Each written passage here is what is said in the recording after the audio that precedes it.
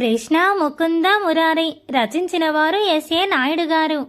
Door knock చేస్తున్న శబ్దం గట్టిగా వినిపించడంతో చిరాగ్గా నిద్రలేచింది కృష్ణ.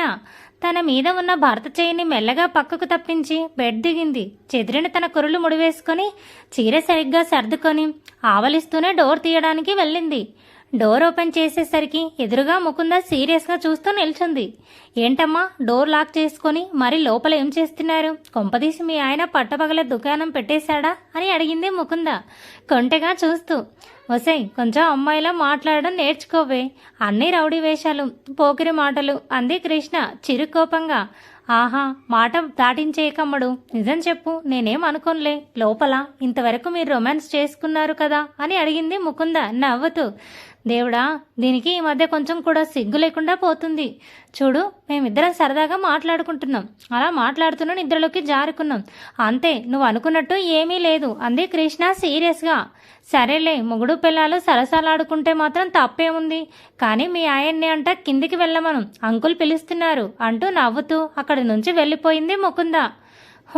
కోతిపిల్ల అన్ని స్నేహితురాల్ని ముద్దుగా తిట్టుకొని వాష్రూమ్లో ఫేస్ వాష్ చేసుకొని బయటకి వచ్చింది కృష్ణ. టవల్తో మొహం తుడుచుకొని మత్తుగా పడుకున్న భర్త వైపు చూసింది. ప్రశాంతంగా పడుకున్న అతనికి నిద్రభంగం చేయడానికి కృష్ణకి మనసు ఒప్పుకోలేదు. కానీ మామయ్య పిలిచారన్నారు కాబట్టి తప్పదనుకుని బెడ్ దగ్గరికి వెళ్ళింది. శ్రీవారు నిద్రలేవండి, మీరు కింద నుంచి పిలుపొచ్చింది అంటూ ప్రేమగా తలనిమిరింది కృష్ణ చిరునవ్వుతో. భార్య చేతి స్పర్శ సున్నితంగా తగిలేసరికి మురారి కాస్త విసుగ్గా చూశాడు. ఏంటి బంగారం, కాసేపు పడుకోనివ్వచ్చు కదా అన్నాడు మురారి చిరాగ్గా. సారీ మురారి, నిన్ను మామయ్య గారు పిలుస్తున్నారట, అందుకే నేను నిద్ర డిస్టర్బ్ చేయాల్సి వచ్చింది అంది కృష్ణ మెల్లగా. నాన్న పిలిచాడా? అయితే కాసేపు ఆగి వెళ్ళొచ్చులే, పర్వాలేదు అంటూ మళ్ళీ భార్య ఒడిలో తలపెట్టేసి కళ్ళు మూసుకున్నాడు మురారి. ఓయ్ మళ్ళీ పడుకున్నావేంటి? ఆల్రెడీ పిలిచి చాలాసేపు అయింది, ఇంకా లేట్ చేస్తే బాగోదు, త్వరగా లేచి వెళ్ళు అంది కృష్ణ కంగారుగా. నా వల్ల కాదు కృష్ణ, బాగా నిద్రస్తుంది, కొంచెం సేపు పడుకుని వెళ్తాను అన్నాడు మురారి చేతులతో ఆమెను చుట్టుకుంటూ. మా మంచి కన్నయ్య కదా, చెప్పిన వెంటనే వినాలి, మామయ్య ఎందుకు పిలిచాడో ఏమో, ఒకసారి వెళ్ళి వచ్చేయచ్చు కదా అంది కృష్ణ రిక్వెస్ట్ చేస్తూ. అయినా సరే భర్తలో ఎలాంటి చలనం లేకపోవడంతో కృష్ణకి కోపం వచ్చింది. నీకు మంచిగా చెప్తే అర్థం కాదు, నీ భాషలోనే చెప్పాలి అనుకొని, ఇదిగో ఇప్పుడు కనుక నువ్వు లేస్తే నీకు ముద్దిస్తా అంటూ కాస్త గట్టిగానే చెప్పింది కృష్ణ నవ్వుతూ. అప్పటి వరకు విసుగ్గా కొనుకుపాట్లు పడుతున్న మురారి ఆ ఒక్క మాటతో టక్కున లేచి కూర్చున్నాడు. నాకు తెలుసురా నీ వీక్నెస్ అనుకుంది కృష్ణ నవ్వుకొని. ఇచ్చే బంగారం, త్వరగా ఇచ్చే అంటూ మొహం ముందుకు పెట్టి కళ్ళు మూసుకున్నాడు మురారి ఆత్రంగా. కృష్ణ మెల్లగా భర్త తలని పక్కకి తిప్పి బుగ్గపై ముద్దు పెట్టేసింది. తనే ఒకటి ఊహించుకుంటే భార్య ఇంకోటి చేసేసరికి మురారి డిసప్పాయింట్గా కళ్ళు తెరిచాడు. ఏంటే ఇది అని అడిగాడు మురారి ఆయోమయంగా చెంప తుడుచుకుంటూ. చెప్పినట్టుగానే ముద్దిచ్చాను కదా, ఇంకా బుద్ధిగా మామయ్య దగ్గరికి వెళ్ళు అంది కృష్ణ నవ్వుకుంటూ. భార్య ప్లాన్ ఏంటో మురారికి అప్పుడు అర్థమైంది. ఇది మోసం, అన్యాయం. నిద్రలేస్తే ముద్దు పెడతానని చెప్పి చిన్నపిల్లాడికి పెట్టినట్టు బొగ్గ మీద పెట్టి వదిలేస్తావా అన్నాడు మురారి ఉక్రోషంగా. లేకపోతే ఒక్కసారి వెళ్ళి కలవమంటే ఓ ఫోజులు కొడుతున్నావు కదా, అందుకే నిన్ను నిద్రలేపడానికి ఇలా చేశాను అంది కృష్ణ నవ్వుతూ. వసే రాక్షసి, ఏదో ఒకరోజు నాకు కూడా టైం వస్తుంది, అప్పుడు చూపిస్తా నీకు నేనేంటో అంటూ కోపంగా ఫ్రెష్ అవడానికి వెళ్ళిపోయాడు మురారి. కృష్ణ కూడా భర్తని తలుచుకుంటూ నవ్వుకుని అక్కడి నుంచి వెళ్ళిపోయింది. తన క్యాబిన్లో పేషెంట్స్ని చూస్తున్నాడే కానీ అర్జున్ మనసంతా అమూల్య వైపే ఉంది. గత 4 రోజులుగా ఆమె తనను అస్సలు పట్టించుకోవట్లేదు. కారణం ఏంటో తెలియదు కానీ ఉన్నట్టుండి ఆమె అలా తనని అవాయిడ్ చేయడం అర్జున్ తట్టుకోలేకపోతున్నాడు. ఎందుకో తను ఒంటరి అయిపోయినట్టు అనిపిస్తుంది. ఈ 4 రోజులు ఆమె మాటలు వినలేదు, మొహంపై చిరునవ్వు కూడా లేదు. ఈరోజు ఎలాగైనా ఆమె మనసులో ఏముందో తెలుసుకోవాలి, లేకపోతే తను మనశ్శాంతిగా ఉండలేడు అనుకొని తన క్యాబిన్ బయటకు వచ్చాడు. అమూల్య క్యాబిన్ వైపు చూస్తే అక్కడ ఆమె లేదు. ఓయ్ రాజు, డాక్టర్ అమూల్య రాలేదా అని అడిగాడు అర్జున్ అనుమానంగా. వచ్చారు సార్, ఇప్పుడే క్యాంటీన్ వైపు వెళ్ళారు అని చెప్పాడు కాంపౌండర్ రాజు. ఓహో మరీ మంచిది, విషయం ఏంటో అక్కడే తేల్చేస్తా అనుకుని క్యాంటీన్కి వెళ్ళాడు అర్జున్. ఒక ఖాళీ టేబుల్ దగ్గర కూర్చొని ఏదో ఆలోచించుకుంటూ కాఫీ తాగుతున్న అమూల్య అతన్ని చూసింది. దాంతో తాగుతున్న కాఫీ అక్కడే వదిలేసి మెల్లగా అక్కడి నుంచి జారుకుందామనుకుంది. అయితే అంతకంటే ఫాస్ట్గా ఆమె చెయ్యి పట్టుకొని ఆపేశాడు. అందరి ముందు అలా చనువుగా చెయ్యి పట్టుకునేసరికి అమూల్య గుండె జల్లుమంది.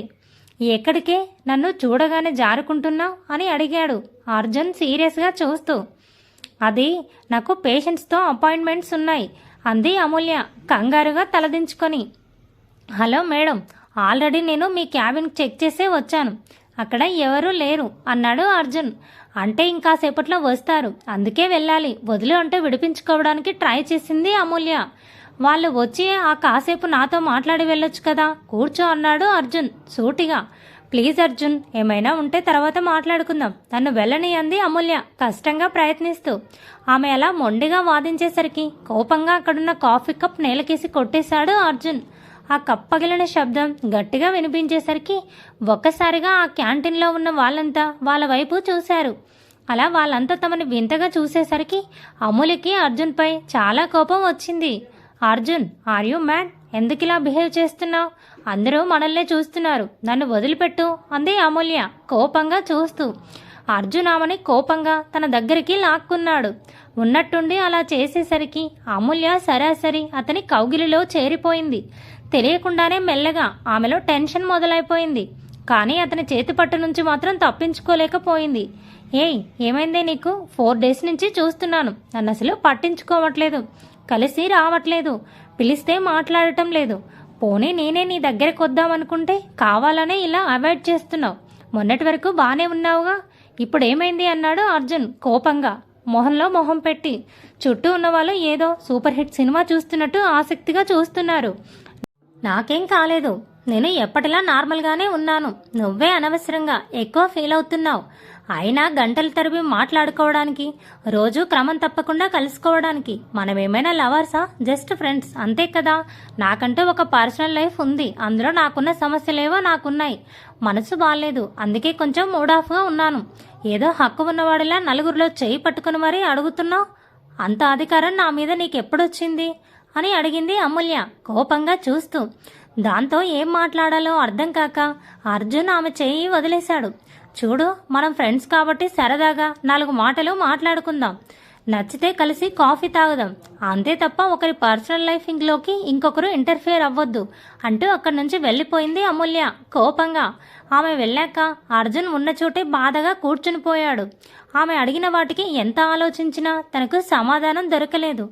నేను ప్రేమించిన ముకుంద నాది కాదు అని తెలిసినప్పుడు కూడా నేను 4 రోజులు బాధపడి మెల్లగా మర్చిపోయాను. కానీ ఇలా రోజుల తరబడి తన గురించి ఆలోచించలేదు, టెన్షన్ పడలేదు. మరి అలాంటిది అమూల్య విషయంలో ఎందుకు నాకు ఇలా అవుతుంది? అది నన్ను అవాయిడ్ చేసినంత ఈజీగా నేనెందుకు దాన్ని వదిలేయలేకపోతున్నాను అనుకున్నాడు అర్జున్ బాధగా. మురారి ఫ్రెష్ అయి కిందికి వచ్చేసరికి హాల్లో తన కోసమే తండ్రి మహేంద్రవర్మ వెయిట్ చేస్తున్నాడు. సైలెంట్గా వెళ్ళి తండ్రి పక్కన కూర్చున్నాడు. ఏరా, పొద్దున్న మాట్లాడాలని పిలిచినా వినిపించుకోకుండా పెళ్ళాన్ని లాక్కుంటూ తీసుకెళ్ళిపోయావు. ఉన్నట్టుండి అయ్యగారికి అంత కోపం ఎందుకొచ్చింది? మీ ఇద్దరి మధ్య ఏదైనా గొడవ జరిగిందా అని అడిగాడు మహేంద్రవర్మ సూటిగా కొడుకు వంక చూసి. అబ్బే, అదేం లేదు డాడీ, పొద్దున్నే కొంచెం హెడేక్గా అనిపించింది, కాఫీ అడుగుదామని చూస్తే కృష్ణ కనిపించలేదు, అందుకే ఆ చిరాకులో మీ మాట వినిపించుకోలేదు అంటూ అప్పటికప్పుడు తోచిన అబద్ధం చెప్పేశాడు మురారి కంగారుగా. ఏం, ఆ మాత్రం కాఫీ నువ్వు పెట్టుకోలేవా?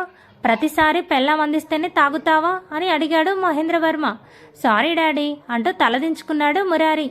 సరేలే, అయిందేదో అయిపోయింది, నీకు ఆల్రెడీ చెప్పాను కదా, నీకు ఫస్ట్ నైట్ ఏర్పాట్లు చేస్తున్నామని, దానికి సంబంధించి ఏదో షాపింగ్ ఉందంట, నువ్వు మీ ఆవిడ వెళ్ళి అదేంటో చూడండి అని చెప్పాడు మహేంద్రవర్మ. సరే నాన్న, నేను అమ్మతో మాట్లాడుతాను అని చెప్పి వెళ్ళిపోయాడు మురారి. మహాదేవ్ తన కార్ పార్క్ చేసి ఇంట్లోకి వచ్చాడు. హాల్లో ఎవరూ కనిపించకపోవడంతో శ్రీ అంటూ భార్యని పిలుస్తూ డైనింగ్ టేబుల్ దగ్గర కూర్చున్నాడు. రూమ్లో అతని కోసమే వెయిట్ చేస్తూ కూర్చున్న శ్రీవల్లి భర్త గొంతు విని ఆనందంగా పరిగెత్తుకొచ్చింది. ఏంటి మహా, ఈరోజు ఇంత లేట్ అయింది?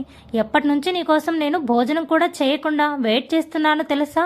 ఇలా మధ్యాహ్నం 1 గంటకు చేయాల్సిన భోజనం సాయంత్రం 3 గంటలకు చేస్తే నీ ఆరోగ్యం ఏమవుతుంది చెప్పు అంది శ్రీవల్లి చిరుకోపంగా. సారీ బంగారం, అన్నయ్య రావట్లేదు కదా, ఈ 4 రోజులు ఆఫీస్లో వర్క్ అంతా నేనే చూసుకోవాల్సి వస్తుంది. పోనీ క్యాంటీన్లో తినేద్దామనుకుంటే నువ్వు ఒప్పుకోవు. అందుకే ఎంత లేట్ అయినా పర్వాలేదనుకుని నీ చేతి భోజనం కోసం ఇంటికొచ్చాను. ఆకలి దంచేస్తుంది, త్వరగా రా వడ్డించు అన్నాడు మహాదేవ్ చిరునవ్వుతో.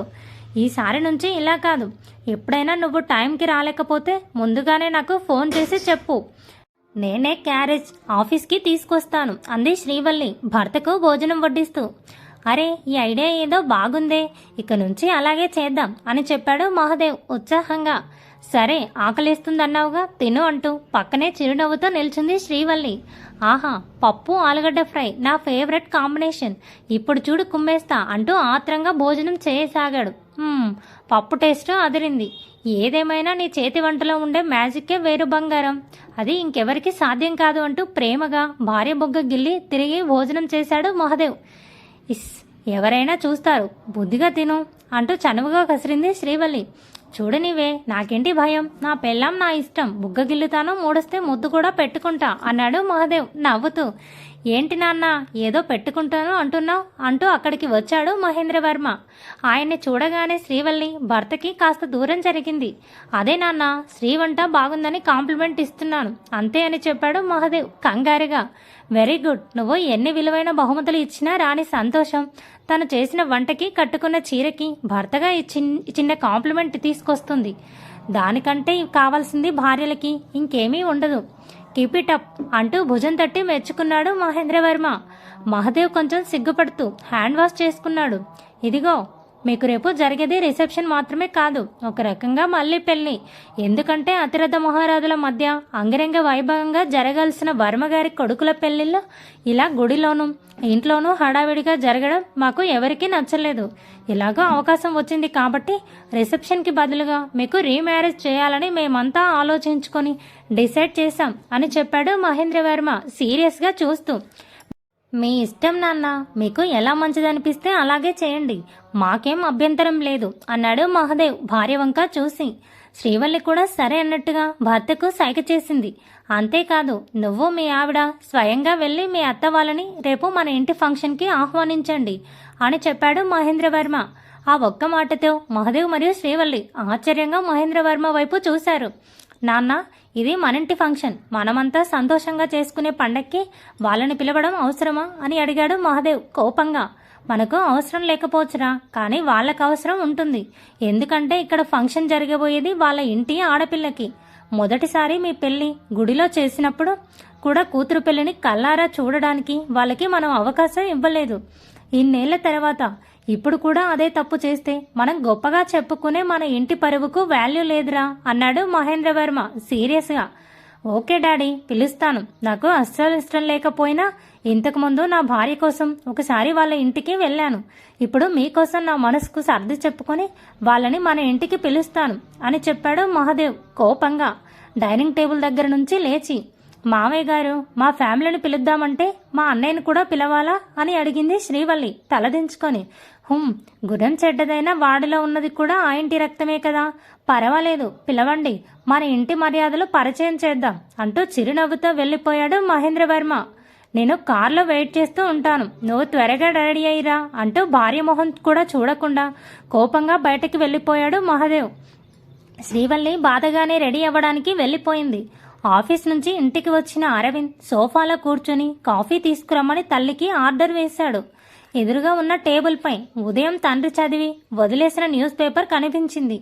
ఏదైనా ఇంట్రెస్టింగ్ న్యూస్ ఉందేమో అని క్యాజువల్గా తీసిన అతనికి అందులో రేపు వర్మగారి కొడుకుల పెళ్లి రిసెప్షన్ గ్రాండ్గా జరగబోతుందని గొప్పగా రాసిన యాడ్ కనిపించింది. అది చూడగానే ఆ రోజు మురారి కృష్ణను పెళ్లి చేసుకోవడం, తను అవమాన భారంతో అక్కడి నుంచి వచ్చేయడం అంతా గుర్తుకు వచ్చి కోపంతో అరవింద్ పిడికిలి బిగుసుకుంది. నా సంతోషాన్ని నువ్వు సొంతం చేసుకొని నేను ఇష్టపడ్డ అమ్మాయితో కొత్త జీవితం మొదలు పెట్టాలి అనుకుంటున్నావా మిస్టర్ మురారి? నా కంఠంలో ప్రాణముండగా అది జరగనివ్వను. ఎప్పటికీ మీ ఇద్దరిని ఒక్కటి కానివ్వను.